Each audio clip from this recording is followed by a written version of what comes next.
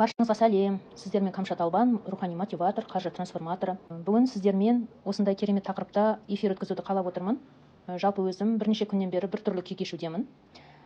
Келесі айда 16-сында туған күнім келе жатыр. Соның әсері ма, әлде басқа себеп бар ма білмеймін. Жалпы адам жастан жасқа өткен кезде өзі бір күйді бастан өткізеді ғой. Мүмкін соның әсері шығар деп ойлаймын.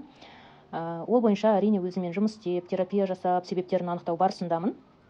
Сонда анықталған басты себептердің бірі ол өзім байқамаған жасырын себеп осы рухани құлдық болып шықты. Мен мұндай құлдықтың болатынын білмеген екенмін. Сол мәселені өңдеу арқылы осындай керемет нәрсені анықтап алдым. Және соны өңдеу барысында туған ойлармен сіздермен осылай эфир түрінде бөліскім келді. Өте керемет тақырып.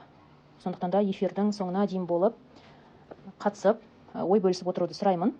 Алдымен айтып өтейін, мен бос сөз айтқанды ұнатпаймын. Менде барлығы нақты, қысқа нұсқа болады. 2 сағат, 3 сағаттап эфирде отырмаймын. Сондықтан да эфир барысында қандай да бір сұрақтарыңыз туып жатса тақырыпқа қатысты комментарийға жазып отырсаңыздар болады. Эфирдің пайдалы болатынына сенімдімін. Олай болса бастайық, иә? Байқайсыздар ма, кейде біз ішіміз жылап тұрса да сырттай өтірік күлеміз, иә? Бәрі жақсы дейміз, жақсы болмай тұрса да. Бірақ жүрегіміздің ішінде бір бостық болады, бір тығырық болады, бір шешімі жоқ мәселе тұрады. Мұның себебі мынада екен. Біз көп жағдайда адамдардың пікіріне, өткеннің ренішіне, болашақтан қорқынышқа, бос мақтанға, көреалмаушылыққа, қызғанышқа, тәуелді сезімге, және адамның беретініне, материалдық дүниеге, және өткеннің бір ұмытылмай іште қалып қойған күнәларына байланып қалады екенбіз.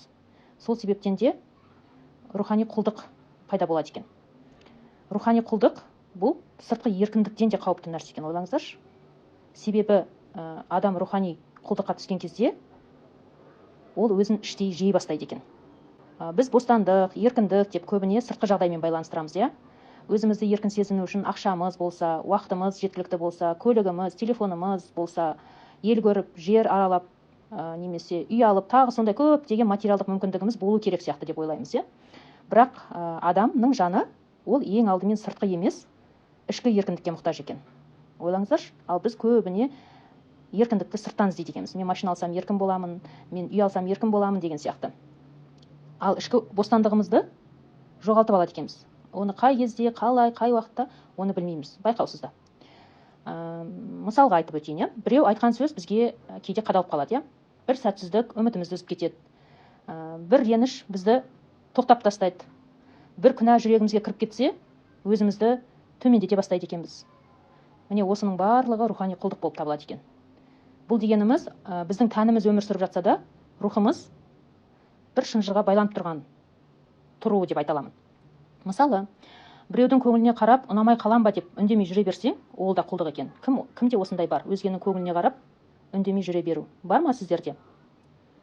Өткендегі қателік үшін өзіңді күнде жазалай берсең, ол да құлдық екен. Бір адам, мысалы жақын адамның өмірінен кетіп қалып, одан кейін өмірге мәнсіз қарап қалсаң, ол да құлдық екен. Қорқынышпен, уайыммен оянып, кешке дейін не болады екен деп алаңдап жүретін болсаң, үнемі.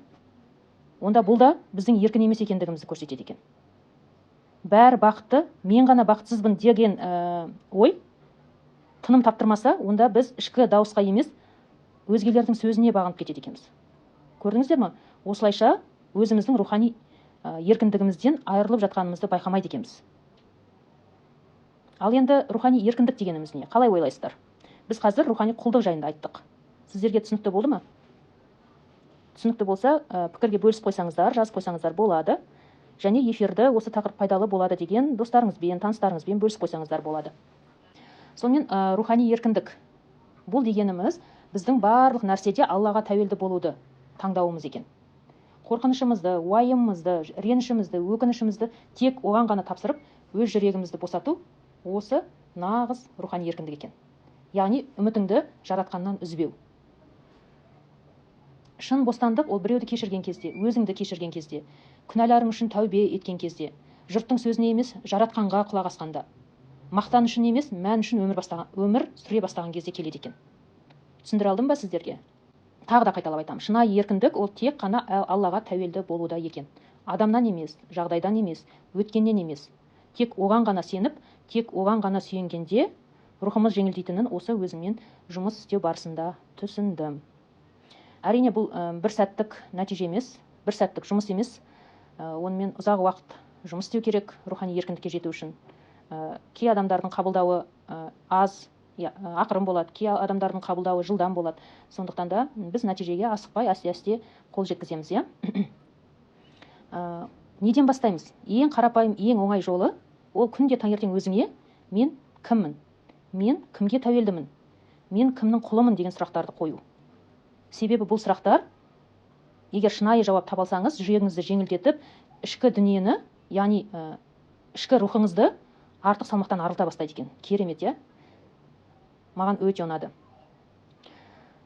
Өздеріңіз де білесіздер, иә, жүрегімізге тым көп жүк артатын болсақ, бір күні өмірдің мәні кетеді.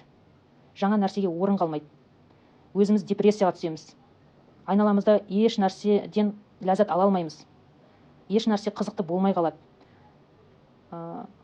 Зауқымыз еш нәрсеге соқпай қалады. Осындай күйді бастан өткізгендеріңіз бар ма? Дәл қазір осы эфирді тыңдап отыру кезінде өзіңізден сұрап көріңізші, мен кімге тәуелдімін?